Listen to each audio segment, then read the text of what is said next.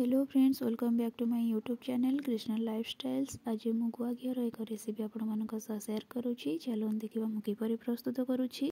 समस्ते सीझा क्षीर सर को रखी घी प्रस्तुत करती, किंतु आज मु नुआ उपाय कंचा क्षीर सर को रखी घी प्रस्तुत करुच्ची। एभली भाव में क्षीर उपर बसी रही सर को मु गोटे जगह को गुछी रखी देउछि। 7-8 दिन एभली भाव में क्षीर उपर बसी रही सर को रखिदेवे। एबे गैस उपरे मु गोटे कढ़ाई रखी रखिथिबा सर को आमे सेथिरे एबे देइदबा।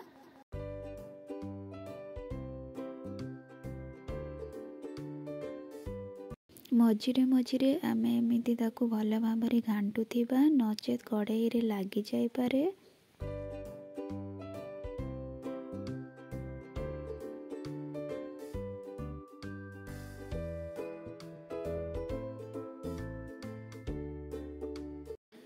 देखंतु घी आमर एबे धीरे धीरे बाहरी आसिलानी।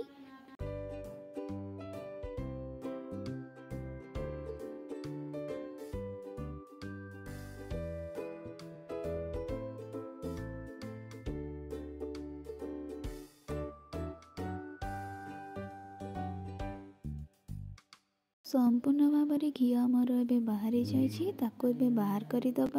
गोटे कपड़ा साहाय्य एबे घी को आमे भल भाव में छाणीदबा।